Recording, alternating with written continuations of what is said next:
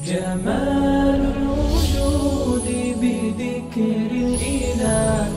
وتصفو الحياة بنور هداه.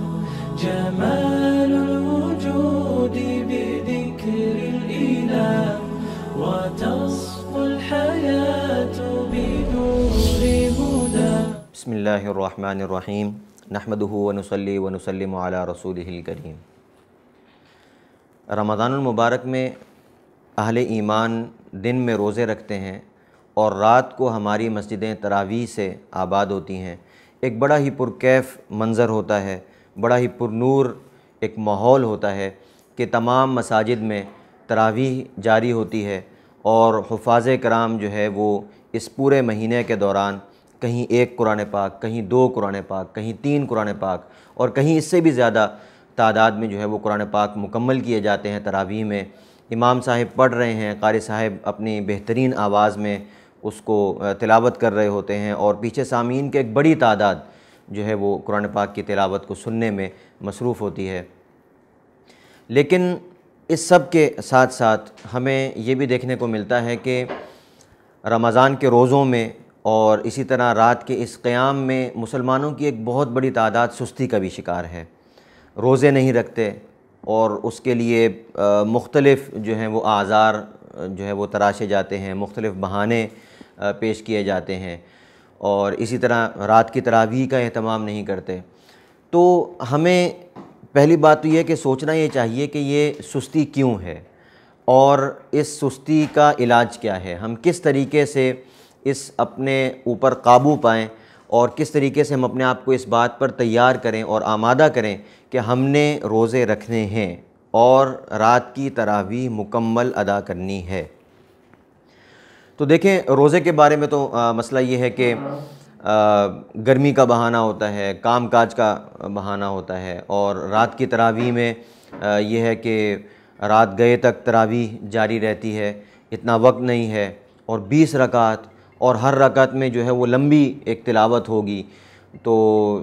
یہ بہت سارے مختلف جو ہے وہ ہمارے سامنے اعذار آتے ہیں اور شیطان ہمارے دلوں میں یہ وسوسے ڈالتا ہے کہ بھائی آپ آج کل گرمی بہت ہے، ٹھنڈے دنوں میں قضا کر لینا، اللہ تعالیٰ نے اجازت دی ہے، دین اتنا مشکل نہیں ہے اور اتنی زیادہ پابندیاں نہیں ہوتی دین میں، آسانی ہے، آپ ابھی تراویح نہ پڑھیں. تو اس طرح کے بہت سارے بہانے جو ہیں وہ لوگوں کے سامنے آ رہے ہوتے ہیں جس کی بنا پر وہ روزے نہیں رکھتے اور جس کی بنا پر وہ پھر تراویح میں شریک نہیں ہوتے. تو اس کے بارے میں دیکھیں، ہمیں اپنے اوپر قابو پانے کے لیے بہت ساری چیزیں ہمیں اس کے لیے کرنی ہوں گی. سب سے پہلی چیز تو ہمیں خود آپ صلی اللہ علیہ وسلم نے سکھا دی، وہ یہ کہ آپ صلی اللہ علیہ وسلم نے ارشاد فرمایا کہ جس شخص نے رمضان کے روزے رکھے ایمان اور ثواب کی نیت سے، اور اسی طرح جس نے رات کا قیام کیا ایمان اور ثواب کی نیت سے، ان کے لیے فرمایا کہ اس کے اللہ تعالیٰ گزشتہ تمام گناہوں کو معاف فرما دیتے ہیں. اب یہ جو ایمان اور ثواب کی نیت سے، یہ 2 چیزیں آپ صلی اللہ علیہ وسلم نے جو یہاں پر 2 شرطیں بیان کی ہیں، یہ 2 شرطیں بھی ہیں اور یہی وہ 2 چیزیں ہیں جو ہم جیسے کمزور لوگوں کو، گناہ گاروں کو اس بات پر آمادہ کرتی ہیں کہ یہ مشقت برداشت کی جائے. تو ہمیں اپنے آپ کو تیار کرنے کا طریقہ کیا ہوگا کہ اپنے ایمان پر محنت کریں، اہل اللہ کی صحبت اختیار کریں اور ثواب کی نیت رکھیں. ثواب کی نیت رکھنے کے لیے جو روزے کے، تراویح کے، نماز کے، عبادات کے، ان چیزوں کے جو فضائل بیان ہوئے ہیں، آپ صلی اللہ علیہ وسلم نے اپنی امت کو شوق دلانے کے لیے اس کی جو فضیلتیں، اس کے جو جزا اور اس کا جو ثواب بیان کیا ہے اس کو مد نظر رکھیں اور اس کو بھرپور انداز میں اپنے ذہن میں جانشین کر لیں. اور اس کے بعد پھر آپ دیکھیں گے کہ ان عبادات میں بھی آپ کا دل لگنے لگے گا. روزے میں جو ایک مشقت ہو رہی ہوتی ہے اس مشقت کو برداشت کرنے کا حوصلہ بھی پیدا ہوگا. تراویح کے لمبے قیام میں آپ کو ایک لطف اور ایک سرور محسوس ہونے لگے گا. تو سب سے پہلا کام یہ ہے کہ اپنے ایمان کو تازہ کریں، اللہ تعالیٰ کی یاد کو اپنے دل میں بسائیں، اس بات کا استحضار کریں کہ یہ اس رب کا حکم ہے اور یہ ہم اس رب کی عبادت کر رہے ہیں جس رب نے ہم پر بے شمار نعمتیں جو ہے وہ ہم پر ہمیں دی ہوئی ہیں اور ہمیں اس نے بہت ساری نعمتیں عطا کی ہیں، ہم ہر لمحہ اس کی نعمتوں سے مستفید ہو رہے ہیں، تو ایک مہینے کے لیے اگر ہمیں ایک اضافی یہ کام دیا گیا ہے کہ دن میں بھوکا پیاسا رہنا ہے، کھانا پینا نہیں ہے، اور رب کے اس خوشنودی کے حصول کے لیے یہ ایک تھوڑی سی قربانی دینی ہے، اور رات کو تراویح کا قیام ہے، تلاوت قرآن پاک کی سماعت ہے، تو اگر ہم ایمان پر اس پر تھوڑی سی محنت کر لیں تو انشاءاللہ العزیز اس چیز پر ہم قابو پا لیں گے۔ دوسری بات یہ ہے کہ دیکھیں، اللہ تعالیٰ کو اس بات کا علم ہے، وہ اللہ نے ہمیں اسی نے پیدا کیا ہے اور ہم اسی کی مخلوق ہیں، ہماری طبائع کیسی ہیں، ہم کمزور لوگ ہیں، یہ سب باتیں اللہ تعالیٰ کو معلوم ہیں۔ اسی لیے اللہ تعالیٰ نے جو رمضان اور تراویح اور ان چیزوں کا جو حکم دیا ہے وہ ایک اجتماعی نظم کے تحت دیا ہے۔ روزوں کے لیے اللہ تعالیٰ نے ہمیں یہ نہیں کہا کہ آپ سال بھر میں کسی بھی وقت میں 30 دن روزے رکھ لیں، جس کا جب دل چاہے وہ روزے رکھے، ایسا نہیں کہا، بلکہ ایک اجتماعی نظم بنایا گیا، ایک مہینہ مقرر کر دیا گیا کہ اسی مہینے میں تمام لوگوں نے روزہ رکھنا ہے۔ اس اجتماعی نظم کا فائدہ کیا ہوتا ہے کہ جو تھوڑی بہت انسان کے اندر سستی ہوتی ہے وہ اپنے آس پاس کے لوگوں کو دیکھ کر اس سستی پر قابو پا لیتا ہے۔ اجتماعی نظم میں وہ کام کرنا انسان کے لیے آسان ہوتا ہے جو انفرادی طور پر نہیں کر سکتا۔ اسی طرح جو نفل عبادات ہیں ان کے بارے میں اصل حکم تو یہی ہے کہ آپ اس کو انفرادی طور پر ادا کریں، تنہائی میں گوشہ نشین ہو کر لوگوں کے سامنے آئے بغیر اس کو ادا کریں۔ لیکن رمضان میں یہ جو تراویح ہے اس کے لیے یہ کہا گیا کہ یہاں پر آپ جمع ہو جائیں سب۔ ہر انسان کے اندر اتنی طاقت نہیں ہوتی کہ وہ اکیلے میں بیٹھے اور پھر 20 رکعت بھی پڑھ لے اور پھر پورا قرآن پاک بھی اس میں پڑھ سکتا ہو یا وہ سن سکتا ہو، تو اس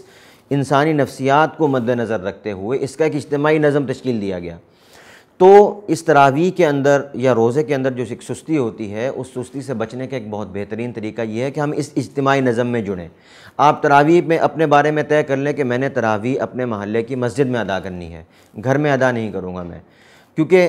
آج آپ کہیں گے کہ میں گھر میں ادا کر لوں گا، کل کو وہ کچھ رکعت کم ہوں گی، کرتے کرتے آپ سے تراویح بالکل چھوٹ جائے گی۔ تو اس پر قابو پانے کا دوسرا طریقہ کیا ہے کہ ہم اجتماعی نظم میں جڑ جائیں۔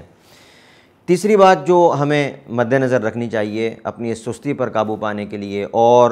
جو ایک مشقت ہمیں برداشت کرنی پڑ رہی ہوتی ہے، اس مشقت کو برداشت کرنے کا حوصلہ پیدا کرنے کے لیے، وہ یہ کہ دیکھیں یہ رمضان المبارک کا جو مہینہ ہے یہ انسان کی تربیت کے لیے ہمیں دیا گیا ہے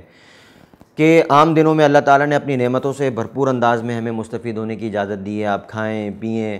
اور جتنی بھی اللہ تعالیٰ کی نعمتیں ہیں اس سے بھرپور انداز میں آپ لطف اندوز ہوں۔ لیکن اس دوران جب انسان اللہ تعالیٰ کی نعمتوں کو حاصل کر رہا ہوتا ہے، انہیں استعمال کر رہا ہوتا ہے، تو ایک دل کے اندر ایک غفلت آ جاتی ہے، تو انسان کی جو ایک روحانیت ہے اس میں مردنی سی آنا شروع ہو جاتی ہے۔ تو اللہ تعالیٰ نے یہ ایک موسم دیا ہے انسان کو کہ اس میں آپ تھوڑا سا بھوک پیاس کو برداشت کریں، رات کو اللہ کے سامنے کھڑے ہوں، اس کے سامنے آہوزاری کریں، لمبے قیام ہوں، تو اس سے ہمارے اندر جو ایک روحانیت کی ایک مردنی تھی وہ ختم ہوتی ہے اور روح دوبارہ سے بیدار ہونا شروع ہوتی ہے۔ جو ہمارے روح کی ایک لطافت تھی اس لطافت میں دوبارہ ایک تازگی آنا شروع ہوتی ہے۔ تو ہمیں یہ بات بھی مد نظر رکھنی چاہیے کہ یہ جو ایک دورانیہ ہے یہ ہماری اس روحانیت کو زندہ کرنے کے لیے دیا گیا ہے، یہ ایک ٹریننگ سیشن ہے۔ ہمیں اس دوران بالکل اپنے آپ کو ایسا ہی سمجھنا چاہیے جیسا کہ ایک فوجی ہے اور اس فوجی کو میدان میں اتارنے سے پہلے اس کے کچھ ٹریننگز ہوتی ہیں، اور اس ٹریننگ کے دوران بہت ساری ایسے کام کروائے جاتے ہیں شاید کہ اس کو سامنا نہ کرنا پڑے اپنی حقیقی زندگی میں، لیکن بہت ساری ایسی چیزوں سے اس کو منع کر دیا جاتا ہے جو اس کے لیے عام طور پر کرنا ٹھیک ہوتی ہیں، بہت سارے ایسے کام کرنے کو کہا جاتا ہے جو نارمل اس نے نہیں کرنے ہوتے۔ تو یہ ایک ہمارا ٹریننگ سیشن ہے، ٹریننگز کے دوران مشکلات ہوتی ہیں۔ اب اگر ہم یہ سوچنے لگیں کہ کسی طریقے سے یہ مشقت ہی ختم ہو جائے، یہ بات غلط ہے۔ ہمیں یہ سوچنا چاہیے کہ ہم اس مشقت کو برداشت کر رہے ہیں تو کیوں کر رہے ہیں، یہ کیوں کا جواب اگر آپ نے اپنے آپ کو سمجھا دیا تو انشاءاللہ العزیز اس روزے کی مشقت سے بھی آپ جو ہے وہ بالکل اس کو آپ محسوس نہیں کریں گے، آپ کو یہ کوئی مشقت نہیں لگے گی۔ اور جو تراویح کے ایک لمبا قیام ہے اور راتوں کا قیام ہے، آپ کی نیند کی آپ کو قربانی دینی پڑ رہی ہے، گرمیوں کی راتیں ہیں ویسے ہی چھوٹی ہیں، پھر تراویح میں بھی آپ کا وقت لگے گا، تو یہ جو قربانی ہمیں دینی پڑ رہی ہے اگر ہمیں اس قربانی کا مقصد سمجھ میں آ جائے تو ہم اس قربانی پر بہت آسانی سے تیار ہو جائیں گے، اور دل سے جو ایک اخلاص کے ساتھ ایک عبادت کا ادا کرنا ہوتا ہے وہ ہمیں ملے گی۔ دیکھیں دونوں کے بارے میں دوبارہ سے ایک مرتبہ میں ذکر کر دوں کہ اب ہم وہ کیا چیز ہے جو ہم حاصل کرنا چاہتے ہیں اس روزے سے، اس تراویح سے، تو وہ ہے بخشش، مغفرت، اللہ تعالیٰ کی رضا۔ تو آپ علیہ السلام نے فرمایا کہ اس رمضان کے مہینے میں اگر کوئی اہل ایمان جو ہے وہ ایسی حالت میں گزر جائے کہ اس کی بخشش نہ ہو تو اس کے لیے ہلاکت ہے، تباہی و بربادی ہے۔ تو ہمیں چاہیے کہ ان ارشادات کو مد نظر رکھیں، اس بات کو ذہن میں رکھیں کہ ہم یہ جو مشقتیں برداشت کر رہے ہیں، روزے کی، گرمی کی، پیاس، بھوک اور تراویح کا لمبا قیام جس میں آپ کو تھکاوٹ بھی ہو رہی ہے، آپ اپنی نیند کی قربانی بھی دے رہے ہیں، یہ سب کچھ صرف اللہ تعالیٰ کی رضا کے لیے اور ان تمام گناہوں کے کفارے کے لیے جو ہم سے سال بھر میں ہوتے رہتے ہیں۔ اور جب ہمارے ذہن میں یہ دو مقاصد ہمارے سامنے ہوں گے، ہمارے پیش نظر ہوں گے، تو انشاءاللہ العزیز جو روزے کی ایک مشقت ہے، تراویح کی ایک مشقت ہے، وہ انشاءاللہ ہمیں محسوس نہیں ہوگی، اور ہم بھرپور انداز سے اللہ تعالیٰ کی جو یہ دیے ہوئے احکامات ہیں ان کو بجا لانے پر قادر ہوں گے۔ اللہ تعالیٰ سے دعا ہے کہ وہ مجھے، آپ کو اور تمام اہل ایمان کو جو ہے بھرپور اخلاص کے ساتھ رمضان المبارک کے روزے رکھنے کی توفیق عطا فرمائے، اور رمضان کا جو یہ قیام ہے تراویح کی شکل میں، یہ مکمل آداب کے ساتھ اور مکمل احکامات کے ساتھ اس کے فضائل کو مستحضر رکھتے ہوئے اسے بھی ادا کرنے کی توفیق عطا فرمائے۔ وآخر دعوانا ان الحمدللہ رب العالمین۔ جمال الوجود بذكر الإله وتصفو الحياة بنور هداه. جمال